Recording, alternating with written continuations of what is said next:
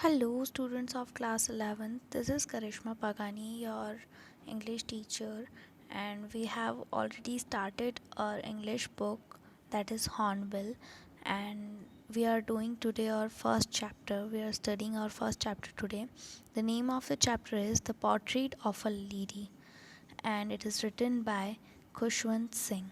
It is a context students, एक ऐसा context है जिसमें स्टोरी बताई हुई है एक ग्रैंड मदर की उसके ग्रैंडसन के साथ. ठीक है, तो उन लेडी की पोर्ट्रेट कैसी थी. यहाँ पे पोर्ट्रेट मतलब ये नहीं कि तस्वीर, उनकी शख्सियत कैसी थी, उनकी पर्सनालिटी कैसी थी. तो उसके बारे में एक ग्रैंड मदर और एक ग्रैंडसन का रिलेशन और उनके बीच में अटैचमेंट्स और डिस्टेंसेस का एक कॉन्टेक्स्ट है. ओके, उसके पहले कुछ एक्सप्रेशंस हैं स्टूडेंट्स. अब आप you have already come in your class 11, तो आपको चैप्टर्स ऐसे तो आएंगे नहीं कि आपको नॉर्मली वर्ड्स दे दिए और उनके मीनिंग्स वगैरह ढूंढ के आप उनका ट्रांसलेशन कर लो. तो अभी आपको क्लॉजेज आने स्टार्ट हो गए हैं. Clauses means a group of words जिनका मीनिंग एग्जैक्टली हर एक वर्ड की मीनिंग के इक्वल नहीं होता. ग्रुप ऑफ वर्ड्स जब वो मिलके अपना एक फ्रेज़ बना लेते हैं, एक क्लॉज बना लेते हैं, तो उनका मीनिंग कुछ और ही होता है. ठीक है, सो ऐसे कुछ वर्ड्स आपको इस चैप्टर में देखने के लिए मिलेंगे, ऐसे कुछ फ्रेजेस देखने के लिए मिलेंगे, और इस चैप्टर के कॉन्टेक्स्ट में आपको उन फ्रेजेस को समझने की कोशिश करनी है. Okay, let's start a chapter. My grandmother, here poet is saying about his grandmother. Okay, my grandmother, like everybody's grandmother, was an old woman. उसकी उनकी ग्रैंड मदर जैसे कि हर किसी की ग्रैंड माँ होती है, ओल्ड होती है, ओल्ड वुमेन है. और उनका फेस जो है 20 ईयर्स से व्रिंकल्ड है. व्रिंकल्स जो झुर्रियाँ होती हैं फेस पे, मतलब जब से पॉइंट उन्हें जानते हैं तब से उनके फेस पे व्रिंकल्स हैं. लोग उन्हें कहते हैं कि कभी उनकी ग्रैंड मदर यंग और प्रिटी थी, खूबसूरत और यंग थी, और उनका एक हस्बैंड भी था. लेकिन पॉइंट के लिए इस चीज़ को बिलीव करना बहुत मुश्किल होता था in that time when he was a child.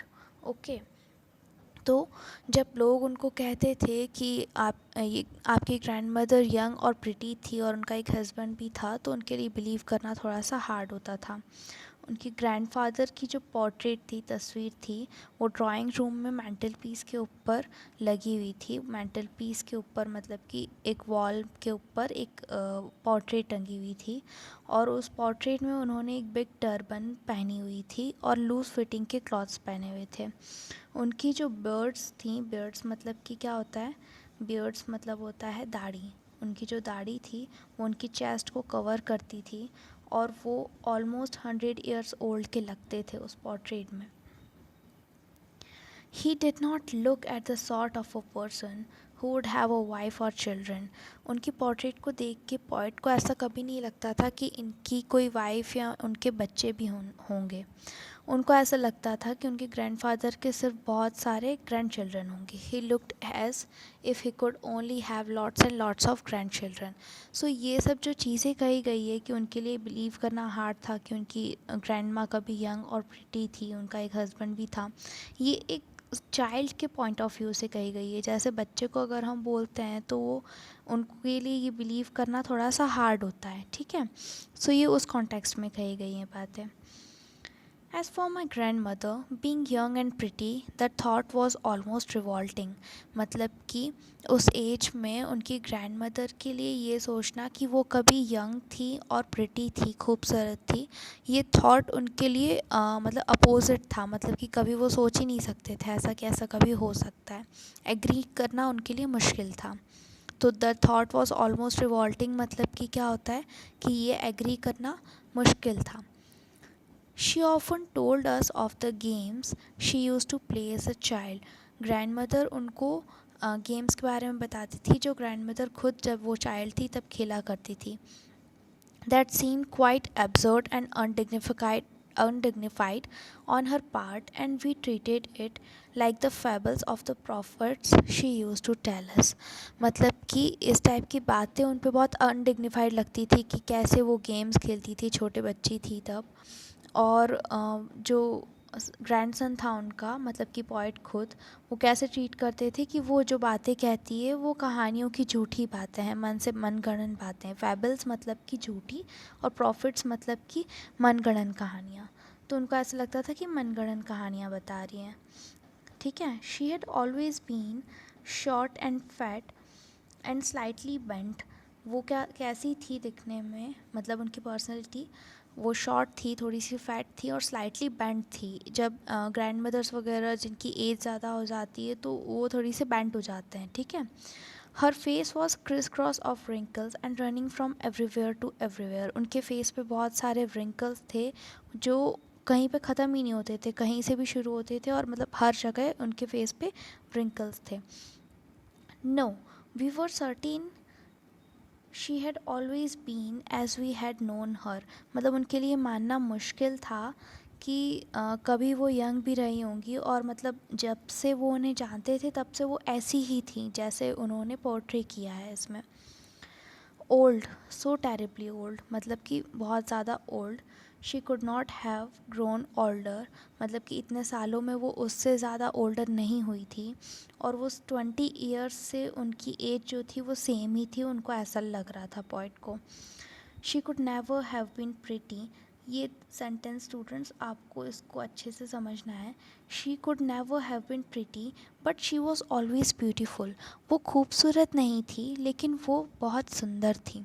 तो खूबसूरत और सुंदर, सॉरी, वो सुंदर नहीं थी लेकिन वो बहुत खूबसूरत थी। प्रिटी का मतलब क्या है कि फेशियल एक्सप्रेशन, बाय फेस। वो प्रिटी नहीं थी लेकिन शी वॉज़ ब्यूटीफुल, वो खूबसूरत थी। खूबसूरत मतलब क्या कि उनका नेचर। अब यहाँ पे हम उनकी पर्सनैलिटी के बारे में जो भी देखेंगे वो देखेंगे कि उनका नेचर कैसा था, एज अ पर्सन वो कैसी थी, ठीक है। She hopped about the house in spotless white with one hand resting on her waist to balance her stoop and the other telling the beads of her rosary. वो पूरे house में spotless white sari में घूमती थी, मतलब चलती थी, जो भी काम करती थी स्पॉटलेस वाइट साड़ी पहन के। एंड वो एक हाथ उनके स्टूप पे होता था। जब वो बूढ़े लोग जो होते हैं वो तो अपनी वेस्ट को बैलेंस करने के लिए एक स्टूप पर हाथ रखते हैं, ठीक है। तो एक हाथ उनका कहाँ पे होता था, बैलेंस के लिए एक स्टूप पर होता था, और दूसरा हाथ जो था उसमें वो रुद्राक्ष की माला जपती थी, ठीक है, beads of rosary. Her silver locks were scattered untidily. Silver locks मतलब कि उनके हेयर सिल्वर होते थे, और वो अनटीडीली उनके पेल पकड़ फेस पे स्कैटर्ड होते थे, फैले हुए होते थे। और उनके लिप्स कॉन्स्टेंटली इनऑडिबल प्रेयर में मूव करते रहते थे। इनऑडिबल मतलब कि उनको कभी आवाज़ सुनाई नहीं देती थी लेकिन उनके लिप्स हमेशा प्रेयर करते रहते थे। Yes, she was beautiful. हाँ, वो बहुत खूबसूरत थी। She was like the winter landscape in the mountains. वो कैसी थी, जैसे माउंटेन्स में विंटर में कैसे हो जाता है ब्यूटीफुल से एक एटमॉस्फेयर हो जाता है। An expanse of pure white serenity, मतलब कि प्योर वाइट सेरेनिटी का एक्सपेंशन। सेरेनिटी मतलब कि शांति, और मतलब हर जगह वाइट पीस फैली हुई। White colour is the sign of serenity, okay. Breathing peace and contentment, और उनको उनकी ब्रेथिंग्स में से ही संतोष, कंटेंटमेंट मतलब कि संतोष, को इंसान को कोई प्रॉब्लम नहीं है, वो खुश है अपने आप में, तो that is the sign of peace, okay. So ये पूरा पॉइंट जो हमने पढ़ा था, ये हमने उनकी पर्सनैलिटी के बारे में देखा कि वो प्रिटी नहीं थी लेकिन वो उनकी पर्सनैलिटी जो थी वो ब्यूटीफुल थी, ठीक है। My grand mother and I were good friends, मतलब कि यहाँ पे पॉइंट बता रहे हैं उनकी ग्रैंड मदर और वो बहुत अच्छे फ्रेंड्स थे। My parents left me with her when they went to live in the city. जब उनके पेरेंट्स सिटी में रहने जा रहे थे तब उन्होंने उनको अपनी ग्रैंड माँ के साथ छोड़ दिया था। And we were constantly together, और कॉन्स्टेंटली अपनी ग्रैंड माँ के साथ में ही थे। She used to wake me up in the morning and get me ready for the school. उसको उठती थी सुबह, उन्हें उठाती थी पॉइंट को, और स्कूल के लिए रेडी करती थी। She said her morning prayer in the monotonous sing song, और वो उन्हें रेडी करते करते भी सॉन्ग गाते गाते अपनी प्रेयर करती रहती थी। While she bath and dress me in the hope that I would listen and get to know it by heart. और उनकी होप क्या रहती थी कि जब नहलाते नहलाते वो प्रेयर गाती थी तो वो ये होप करती थी कि पोएट उन्हें लर्न कर लेगा, उस पोएम को सुन के, उस प्रेयर को सुन के उसे बाय हार्ट लर्न कर लेगा. I listened it because I loved her voice but never bother to learn it.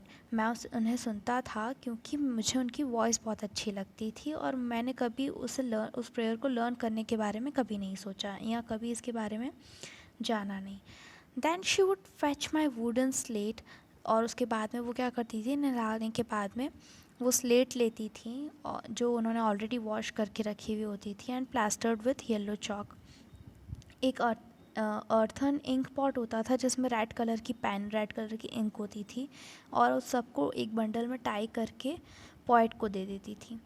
After a breakfast of a thick stale chapati with a little butter and sugar spread on it we went to school. मतलब कि उनको breakfast के लिए वो एक चपाती देती थी जिसके ऊपर बटर और शुगर स्प्रेड होता था, और उसके बाद में वो लोग स्कूल जाते थे. She carried several stale chapatis with her for the village dogs. वो अपने साथ में कुछ बासी चपातीस भी ले लेती थी जो कि वो विलेज डॉग्स को खिला सके. ठीक है. My grandmother always went to school with me because the school was attached to the temple. Grandmother हमेशा उनके साथ स्कूल में जाती थी क्योंकि स्कूल कहाँ से अटैच था, स्कूल के पास में एक टेम्पल होता था.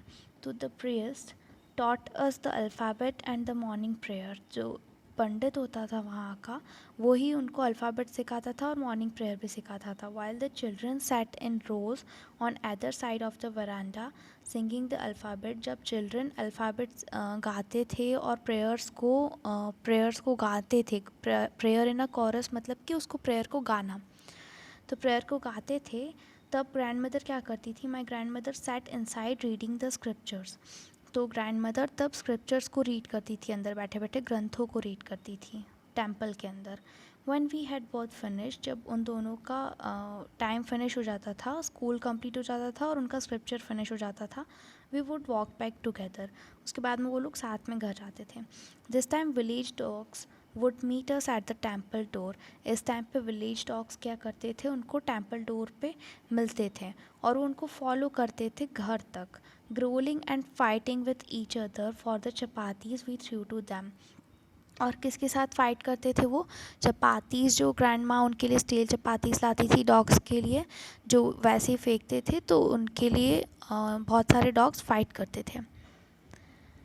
When my parents were comfortably settled in the city, they sent for us. जब पेरेंट्स कंफर्टेबली सिटी में सेटल हो चुके थे तब उन्होंने क्या किया, उनके लिए सोचना चालू किया, मतलब किसके लिए, पॉइंट के लिए. That was a turning point in our friendship. वो उनकी फ्रेंडशिप में एक टर्निंग पॉइंट था. किसकी फ्रेंडशिप में, पॉइंट और ग्रैंड माँ की फ्रेंडशिप में. Although we share the same room में रहने के बाद भी my grandmother no longer came to school with me. अब ग्रैंड मदर उनके साथ स्कूल नहीं आती थी. क्यों, रीज़न क्या है, I use to go to an English school in a motor bus. अब वो ग्रैंड माँ के साथ स्कूल नहीं जाते थे, एक मोटर बस में स्कूल जाते थे, और वो स्कूल एक टेम्पल के पास में नहीं था, वो एक इंग्लिश स्कूल था. There were no dogs in the streets and she took to feed sparrows in the courtyard of our city house. अब स्ट्रीट्स में डॉग्स नहीं थे, और अब ग्रैंड माँ क्या करती थी, सिटी हाउस में, सिटी में जो घर था, मतलब अब वो सिटी में रहने चले गए थे, तो सिटी में जो घर था वहाँ पे कोर्टयार्ड में वो चिड़ियाओं को दाना खिलाती थी, उनको फीड करती थी. ठीक है.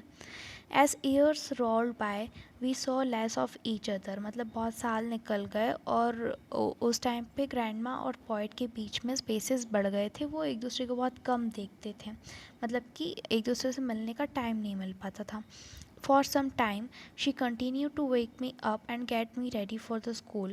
सिटी में जाने के बाद भी कुछ टाइम तक पॉइंट को उन्होंने रेडी किया स्कूल के लिए. When I came back she would ask me what the teacher had taught me. जब वो स्कूल से आते थे तो उनकी ग्रैंड माँ उनसे पूछती थी कि टीचर ने उनको क्या पढ़ाया. I would tell her English words and little things of Western science and learning. वो बताते थे जो जो भी उन्होंने पढ़ा, जैसे कि वेस्टर्न साइंस में और इंग्लिश स्कूल्स में होता है, the law of gravity, Archimedes principle, the world being round. Etcetera.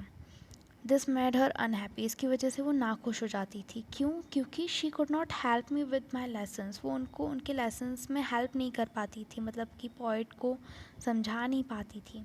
She did not believe in the things they taught us at English school, और वो उन चीज़ों में बिलीव भी नहीं करती थी जो स्कूल में पढ़ाया जाता था।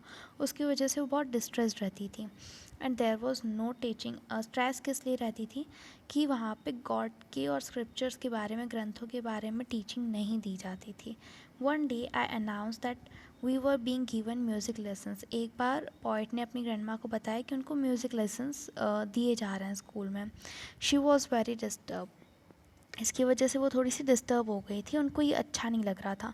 To her music had lewd associations, उनके लिए म्यूज़िक सीखना या म्यूज़िक मतलब म्यूज़िक उनके लिए बहुत बेतुका टाइप की चीज़ थी।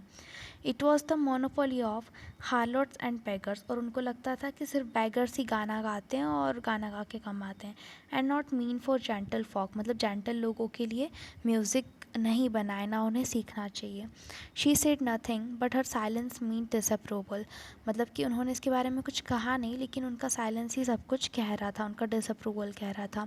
She rarely talk to me after that, उसके बाद में ग्रैंड माँ उनसे बहुत कम बात करती थी। So this was about the first part, and from the next paragraph we'll read in the next video. Tab tak keep exploring this chapter, students. I hope you have get all that we have read till now. Keep studying.